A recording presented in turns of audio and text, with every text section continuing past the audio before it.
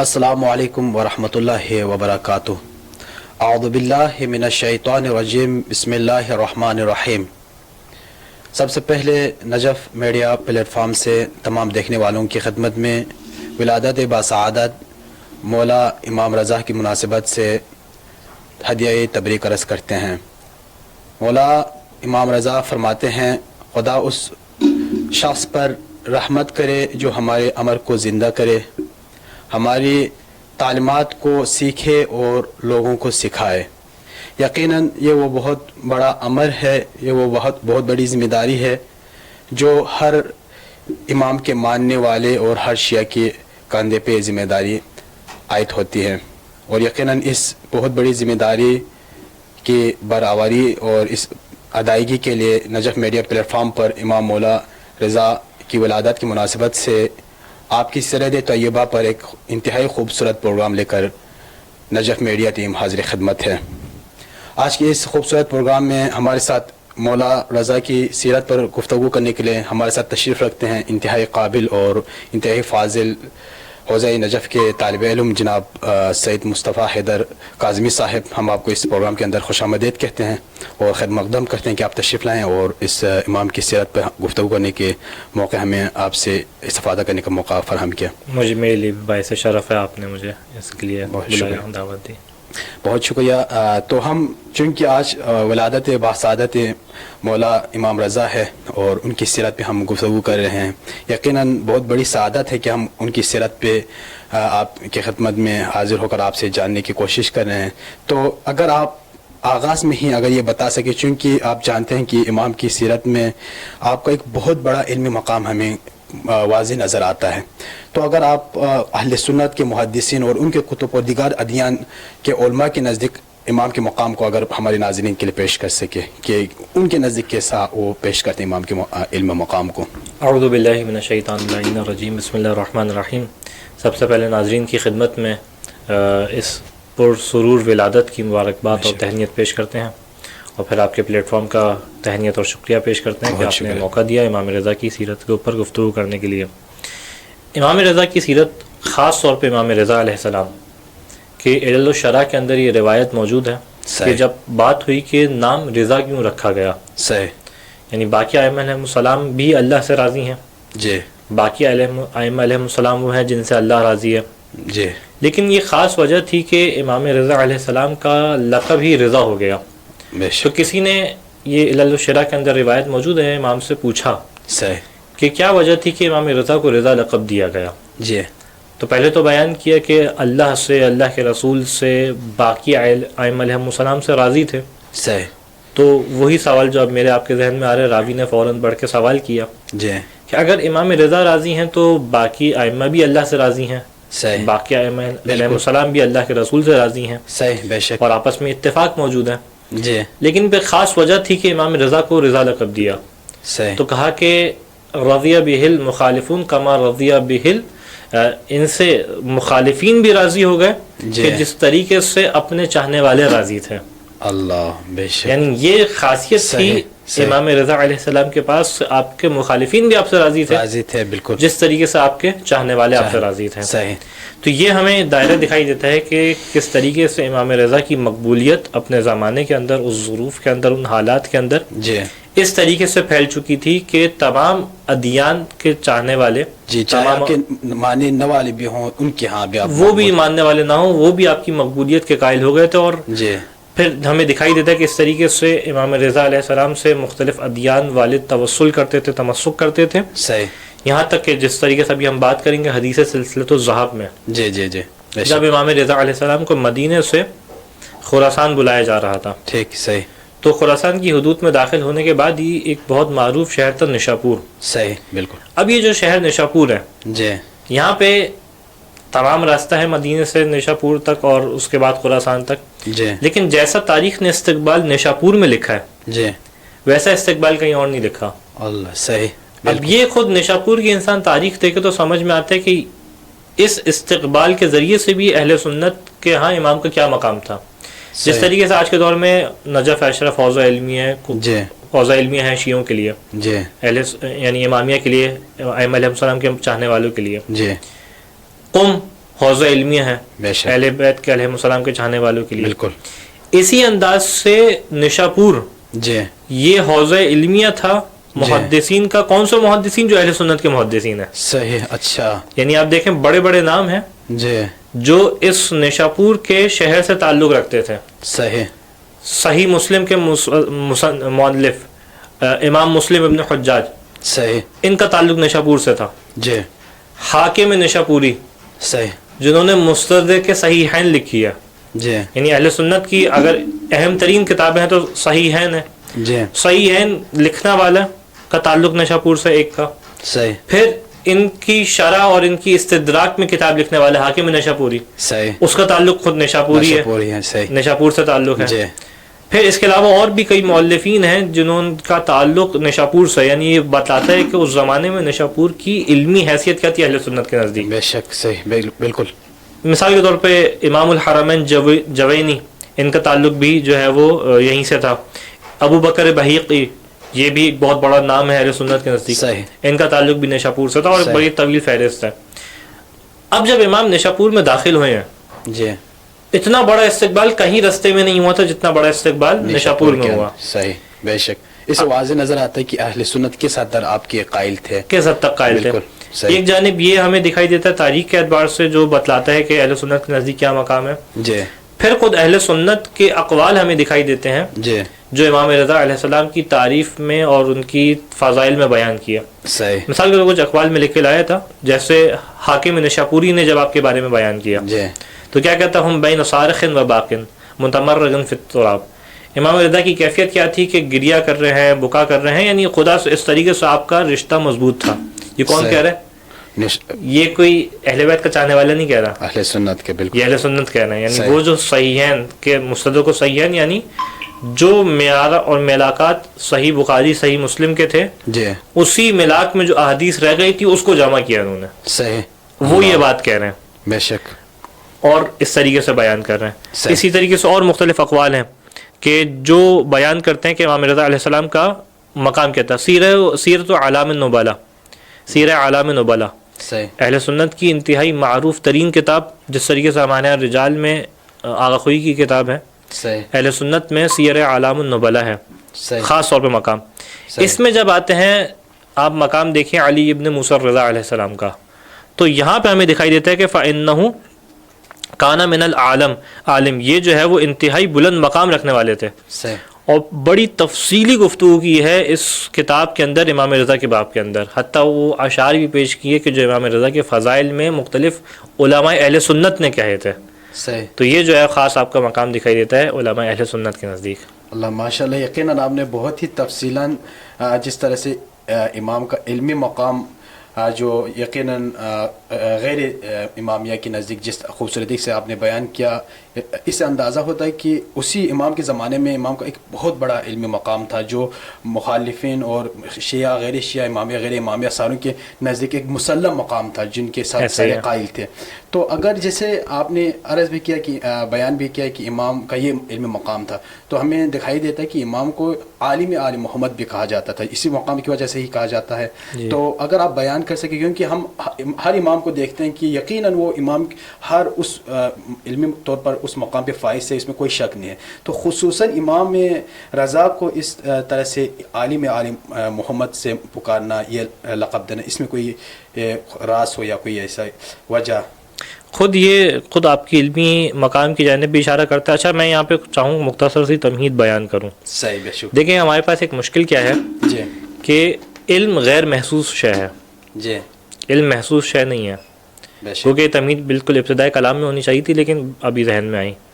علم محسوس شے ہے، صحیح. غیر محسوس شے ہے. یعنی آپ اس کو دیکھ کے اندازہ نہیں لگا سکتے. میں کہوں کہ اس گلاس میں پانی کتنا ہے، میں آپ کو بتا سکتا ہوں کتنا پانی ہے دیکھ کے، بے شک مقدار بتا سکتے ہیں. لیکن میں کہوں کہ آپ کے ذات میں علم کتنا ہے، یہ آنکھوں سے نہیں دیکھا جا سکتا، یہ زبان سے چکھا نہیں جا سکتا، یہ ہاتھ سے محسوس نہیں کیا جا سکتا. صحیح. لہٰذا زمانے والوں نے علم پہچاننے کے مختلف معیارات طے کیے ہیں. صحیح. مثال کے طور پہ ایک معیار یہ کہ انسان کی گفتگو بتا دی ہے کہ کتنا بڑا عالم ہے. بے شک. اب لیکن یہ معیار ائمہ علیہ السلام میں ہم انطباق نہیں کر سکتے. اس کی وجہ کیا ہے کہ یہ ایسی ہی بات ہے جیسے ایک پی ایچ ڈی پروفیسر ہو اور وہ ایک 2 کلاس کے بچے کے سامنے اپنی گفتگو کر رہا ہو، پھر 2 کلاس کا بچہ اپنے علم کے مطابق اس کی تعریف کر رہا ہو. صحیح. اب اس کے لیے تعریف کا ملاک یہ ہوگا، مثال کے طور پہ وہ کہے گا کہ یہ تو بہت قابل پروفیسر تھے، ان کو تو 5 کا ٹیبل بھی آتا ہے. صحیح. اس کا اپنے معیار کے مطابق وہ اپنے معیار کے، وہ اپنے حساب سے تو صحیح گفتگو کر رہا ہے کہ اس کو لگتا ہے کہ یہ 5 کا ٹیبل بہت بڑی چیز ہے جو پروفیسر کو آتی ہے. لیکن اگر پروفیسر کی جہت سے دیکھا جائے تو یہ تو بہت حقیر ہے، شاید اس کی دائرے قدرت میں سب سے کم ترین چیز ہو جو یہ ہو، بلکہ تعریف ہی نہ ہو، بلکہ ایک طرح ہاں یعنی آپ کسی علمی حلقے میں بات بیان کریں تو کہتے یہ تو توہین کر رہے ہو. ائمہ علیہ السلام کے سلسلے میں بھی ایسا ہی ہے. ہم اگر گفتگو کریں تو کیسے کریں؟ یعنی اگر ہم اپنی عقل کے مطابق ان مناظرات کو لے کے آئیں، ان واقعات کو لے کے آئیں، تو ائمہ علیہ السلام کی نگاہ سے دیکھا جائے تو کوئی بہت پست اور کم ترین چیز ہوگی، جبکہ ہماری نگاہ سے دیکھا جائے تو وہ بہت بلند چیز ہوگی. تو اس کو ہم معیار نہیں بنا سکتے. صحیح. دنیا میں ایک اور طریقہ علم پہچاننے کا ہوتا ہے کہ مختلف ڈگریز دیکھی جاتی ہیں. صحیح. کس کے پاس کون سی ڈگری ہے. ان کے پاس جو ڈگری ہے وہ ہے جانشین رسول ہیں اور امام ہیں. جی. یہ وہ معاشرات ہیں جس کے ذریعے سے ہمیں کچھ ان کی فضیلت کا معلوم ہوتا ہے. صحیح. یہ جو آپ نے سوال کیا عالم آل محمد، خود ائمہ علیہ السلام میں مختلف ائمہ علیہ السلام کو ان کے ادوار کے مطابق جس کو جتنا ظرف ملا اور جس مواقع ملے کام کرنے کے، اس کو اس کے مطابق جو ہے وہ القاب دیے گئے. صحیح. بے شک. امام زمان علیہ السلام قیام کریں گے، قائم آل محمد. خود امام زین العابدین کو آدم آل محمد کہا گیا کہ آپ کے ذریعے سے نسل آل محمد کے جو ہے وہ دوام ملا. خود امام رضا علیہ السلام کے لیے ہمارے پاس روایات موجود ہے، جس کو ابو سلط نے بیان کیا کہ امام موسی کاظم علیہ السلام اپنے بچوں سے یہ کہا کرتے تھے کہ ھذا اخوکم علی بن موسی الرضا عالم آل محمد. یہ جو تمہارے بھائی علی ابن موسی الرضا ہیں، ان کو باقیوں کی طرح نہیں جاننا. کیونکہ امام موسی کاظم علیہ السلام کا وہ زمانہ دکھائی دیتا ہے کہ جہاں سے شیعوں کے اندر بھی مختلف فرقے ہمیں بنتے ہوئے دکھائی دیتے ہیں. واقفی آپ کے زمانے میں بنا، اسماعیلیہ جو آج ہمیں دکھائی دیتا ہے آپ کے زمانے میں بنا. تو یہ مختلف فرقے تھے جو امام موسی کاظم علیہ السلام کے ساتھ کے زمانے کے بعد بن رہے تھے. تو کیا کہا کہ یہ تمہارا بھائی موسیٰ ابن رضا کون ہے؟ یہ عالم آل محمد ہے. پھر بیان کیا فاسألوا عن ادیانکم، اس سے اپنے دین کو جانو. صحیح. یعنی اپنے دین کا سوال اس سے کرو. واحفظوا ما یقول، اور جو یہ بات کہ اس کو محفوظ کر لو. پھر کہا کہ فإنی سمعت ابی جعفر محمد علیہ السلام، کہ میں نے یعنی اپنے بابا سے سنا، امام جعفر صادق علیہ السلام سے، اور ایک دفعہ نہیں کئی دفعہ سنا کیا کہ ان عالم آل محمد لفی صلبک، کہ عالم آل محمد آپ کی نسل سے ہوگا، آپ کے صلب سے ہوگا. صحیح. اور پھر امام صادق کا یہ جملہ، یعنی بہت بڑی بات ہے کہ ایک امام کسی شخصیت کے لیے جملہ کہ یہ خود میں نے کہا کہ ہم علم کو ان کی گفتگو سے اس کے پیمانے کو نہیں جان سکتے. بالکل. ہم کیسے جانیں؟ ہم انہی جیسوں کی گفتگو دیکھیں. اور امام صادق علیہ السلام جو ہمارا مکتب فقہ جعفری کہلایا، وہ کیا کہہ رہے ہیں کہ لیتنی ادرکتہ، اللہ. صحیح. بے شک. کاش میں ان کو درک کروں. اب یہاں پہ اگر ہمارے پاس وقت ہو اس کے اوپر گفتگو کرنے کا، بسم اللہ. بالکل. اب یہاں پہ یہ بات کھلی کہ پھر عالم آل محمد آپ کو کیوں کہا گیا.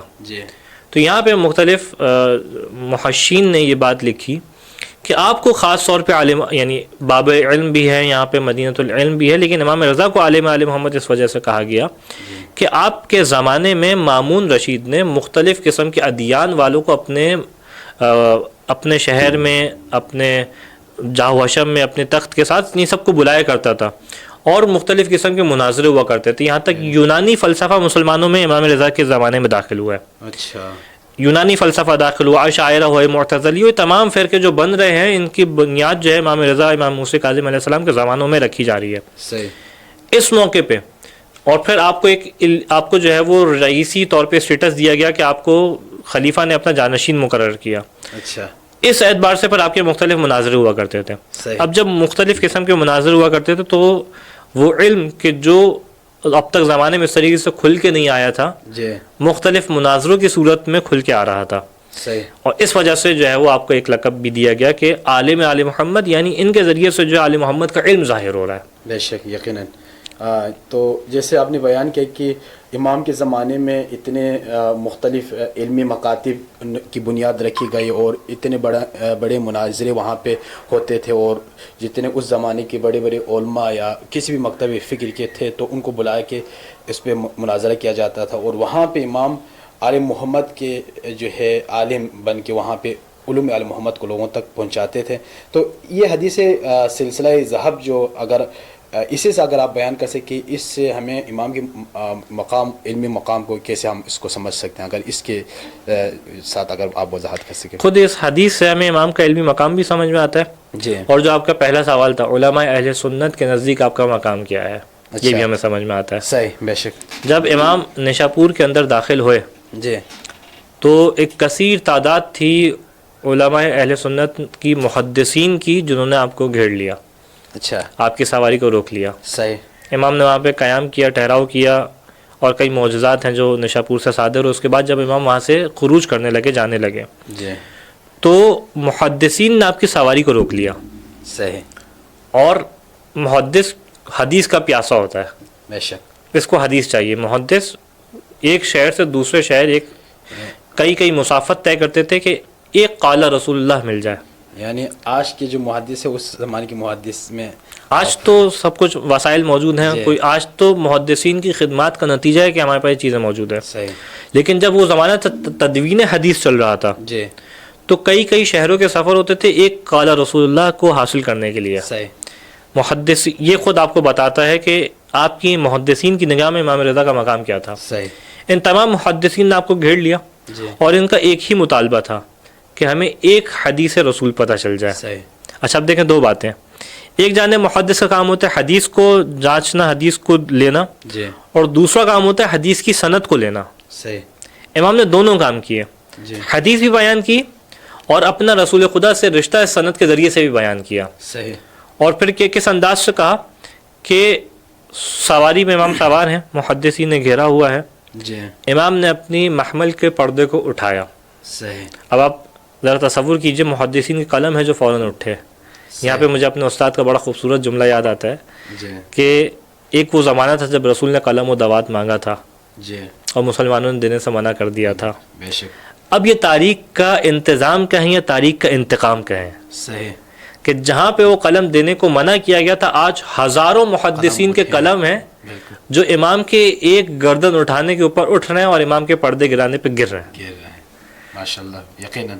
امام نے پھر حدیث بیان کی کہ میں نے اپنے بابا سے سنا، جی بابا امام موسیٰ کاظم سے، انہوں نے اپنے بابا امام جعفر صادق سے سنا، انہوں نے اپنے بابا امام محمد باقر علیہ السلام سے سنا، انہوں نے اپنے بابا امام زین العابدین علیہ السلام سے سنا، علی ابن الحسین سے، انہوں نے اپنے بابا حسین ابن علی سے سنا، انہوں نے اپنے بھائی حسن ابن علی سے، انہوں نے اپنے بابا علی ابن ابی طالب سے، انہوں نے اللہ کے رسول سے، اللہ کے رسول نے جبرائیل نے اللہ سے سنا.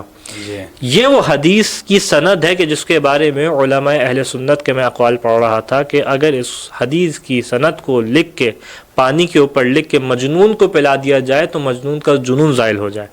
اللہ. اس حدیث کی سند کو لکھ کے اگر کفن کے اوپر لکھ لیا جائے تو مردہ عذاب سے محفوظ ہو جائے. بے شک. یعنی کہاں روات حدیث اور محدثین ہوتے ہیں جو اس چیز کی تلاش میں ہوتے ہیں ان کو صحیح و سند روایت مل جائے، اور کہاں روایت کا ایسا سلسلہ ہے جی کہ صرف سند تو بہت نچلے درجے کی بات ہو جاتی ہے، اس سے شفا کیسے حاصل کریں یہ بات آ جاتی ہے. اللہ. صحیح. اس موقع پہ امام نے پھر حدیث کو آغاز کیا کہ کلمۃ لا الہ الا اللہ، اللہ یہ بات کہتا ہے جی کہ یہ جو لا الہ الا اللہ حصنی، یہ میرا قلعہ ہے، قلعہ ہے. بالکل. فمن دخل حصنی امن من عذابی، جی جو اس قلعے کے اندر داخل ہو گیا یہ میرے عذاب سے محفوظ ہو گیا، محفوظ ہو گیا. میرے عذاب صحیح. سے امن میں آ گیا. صحیح. روایت کا جملہ اب یہاں پہ مکمل بات امام ایک ساتھ بھی کہہ سکتے تھے، جی لیکن منزل امامت بھی بتلانی ہے اور یہ بھی بتلانا ہے کہ کس طریقے سے محدثین تاریخ میں یہ بات رقم ہو جائے کہ محدثین میں امامت کا مقام کس درجے تک پہنچا دیا تھا امام نے. صحیح. یہ بات امام نے بیان کی، جی سواری کا پردہ گرا، امام کی سواری آگے بڑھی، پھر سواری رکی تو بس امام چاہتے تو ایک ساتھ بھی حدیث بیان کر سکتے تھے، جی لیکن پھر امام کی سواری آگے بڑھی. اب بس منظر یہ ہے کہ محدثین کے قلم جب امام بیان کر رہے تھے تو اٹھے ہوئے تھے، جی سواری آگے بڑھی تو قلم گر گئے، جی پھر جب امام کی سواری رکی تو واپس قلم اٹھے. صحیح. اور پھر امام نے بیان کیا کہ اس کے اندر داخل ہونے کی لیکن شروط ہیں. کہا کہ بشروطہا وعنا من شروطہا، لیکن کلمہ لا الہ الا اللہ کے اندر کوئی داخل ہونا چاہتا ہے تو اس کی اپنی شروط ہیں، اس کی شرائط ہیں، اور میں ان شرائط میں سے ایک شرط ہوں. صحیح. یہ حدیث سلسلۃ الذہاب کہلاتی ہے. سلسلۃ الذہاب کہنے کی وجہ یہ ہے کیونکہ اس کے حدیث کا سلسلہ وہ ہے کہ جس کو اگر سونے سے لکھا جائے تو اس کی جو ہے وہ اس کا حق شاید ادا ہو سکے. یقیناً جس طرح سے آپ نے اس حدیث سلسلۃ الذہاب کے تناظر میں امام کا علمی مقام بیان کیا، اور جس انداز میں یہ حدیث امام نے بیان کیا، اس سے معلوم ہوتا ہے کہ امام کا یہ علمی مقام جو ہے، یقیناً اس زمانے میں لوگ آپ سے ایک ایک لفظ سننے کے لیے پیاسے تھے، بلکہ آپ کچھ بولے تاکہ آپ لوگ اس کو لکھ سکیں. تو چونکہ آج کے زمانہ ہے، آج کا دور ہے، آپ اسی کو آپ دیکھ سکتے ہیں کہ یقیناً اگر اس آج کے دور میں کوئی خرابی ہمیں نظر آتی ہے تو بھی یہی علمی کمزوری یا علم کرنا پہنچنا، جہالت کی بہت بڑی وجہ جہالت ہے. تو اگر آج کے اس زمانے کو، عصر حاضر کو مد نظر رکھتے ہوئے ہمارے دیکھنے والوں کے لیے اگر آپ امام کے علمی مقام اور علمی سیرت سے کچھ پیغام اگر دے سکے. اہم ترین پیغام جو امام کی سیرت سے اور امام کی احادیث میں ہمیں دکھائی دیتا ہے، ایک مختصر سی حدیث ہے، ویسے تو بہت سارے پیغامات ہیں، کہ امام رضا علیہ السلام سے نقل ہوا کہ آپ نے بیان کیا احیو عمرنا، ہمارے امر کو زندہ کرو. اللہ بے شک، یہ امام کا پیغام ہے. سوال کیا کہ رحم اللہ من احیا عمرنا، اللہ اس کے اوپر رحمت نازل فرمائے کہ جو ہمارے امر کو زندہ کرتا ہے، ہماری بات کو، یعنی امام کی بات کی جائے، امام کو تک لوگوں کو پہنچایا جائے. سوال کیا لوگوں نے، یعنی راوی نے سوال کیا ابن رسول اللہ کیفا یحیا امرنا امرکم، آپ کا امر کس طریقے سے زندہ ہوتا ہے، کس طریقے سے آپ کی بات زندہ ہوتی ہے. تو کیا کہا کہ ان یتعلم علومنا ویعلمہ الناس، کہ ہمارے علوم کو سیکھو اور اس کو لوگوں کو سکھاؤ. یہی امام کا پیغام ہے. پھر امام نے اس کی وجہ بیان کی کہ اس علوم کے اندر، اس امام کی باتوں کے اندر کتنی جاذبیت ہے. فَإِنَّ النَّاسَ لَوْ عَلِمُوا مَحَاسِنَ كَلَامِنَا، اگر لوگ ہمارے کلام کی حسن کو جان لے لَاتَّبَعُونَا، اللہ صحیح، اگر یہ ہمارے کلام کے حسن کو جان لیں تو ہماری پیروی کریں، ہماری اتباع کریں. صحیح. یہی امام کی حیات سے، امام کی احادیث میں پیغام ہے کہ لوگ امام سے جڑیں، امامت سے جڑیں، امامت کی بات کریں، امامت کو اپنے وجود کے اندر زندہ کریں، علوم آل محمد علیہ السلام کو سیکھیں، اس کو سکھائیں، اس کو جانیں. تو آپ یہ ہم کہہ سکتے ہیں کہ آج اگر ائمہ کے اقوال سے، ائمہ کی تعلیمات سے اگر لوگ دور ہیں تو ان کے پہنچانے والوں کی کمزوری کہ وہ ائمہ کے کلام کے حسن کو پہنچا نہیں سکے. یہ دو طرفہ بات ہے. صرف یہ نہیں کہا جائے گا کہ لوگ پہنچانے والوں کی کمزوری ہے، پہنچانے والوں نے تو بہت پہنچایا، پہنچا رہے ہیں. بے شک. اور آج کے دور میں شاید جتنا پہنچایا جا رہا ہے اتنا تو کبھی ہمیں نہیں دکھائی دیا کہ آپ سوشل میڈیا اٹھاتے نہیں ہیں کہ آپ کو مختلف کبھی احادیث دکھائی دے رہی ہیں، کبھی مختلف چیزیں علمی اعتبار سے دکھائی دے رہی ہیں کہ جس تک پہنچایا جا رہا ہے اس کی پیاس کتنی ہے. صحیح. پہلے جس تک پہنچایا جا رہا ہے وہ بھی پیاس رکھے علوم کی. تو آج کے دور میں تو یہ، یعنی اس ظرف کو بھی پاک ہونے کی ضرورت ہے، ظرف کو پاک ہونی چاہیے، انسان کے طلب ہونے کی ضرورت ہے. اب تو یہ بہانہ ہی ختم ہو گیا ہے کہ انسان کہے کہ مجھ تک علم نہیں پہنچا. صحیح. دنیا بھر کا علم انسان کے ایک کلک کے اوپر ہے. صحیح. بے شک. یقیناً بہت ہی خوبصورت آپ نے آخر میں یہ پیغام بھی دیا. آج امام کی ولادت کی مناسبت سے آج ہم بات کر رہے تھے امام کی علمی سیرت پہ، امام کے علمی مقام کے اوپر، اور یہ انتہائی خوبصورت یہ پیغام بھی بنتا تھا جیسے کہ آپ نے دیا کہ آج کا وہ زمانہ ہے جو آپ ہر طرح کا علم آپ کے ایک کلک کے اوپر ہے، کہ آپ ایک کلک کرتے ہیں تو یقیناً علوم آپ کے سامنے آتے ہیں. وہ پیاس، وہ طلب آپ نے اندر پیدا کرنے کی ضرورت ہے، اور یقیناً اگر وہ پیاس اور طلب کے ساتھ ائمہ اہل بیت اور علوم آل محمد کی طرف ہم بڑھتے ہیں تو یقیناً پھر ائمہ کے علم کا حسن ہمیں خود انہوں کی طرف کھینچ کے لے جاتا ہے.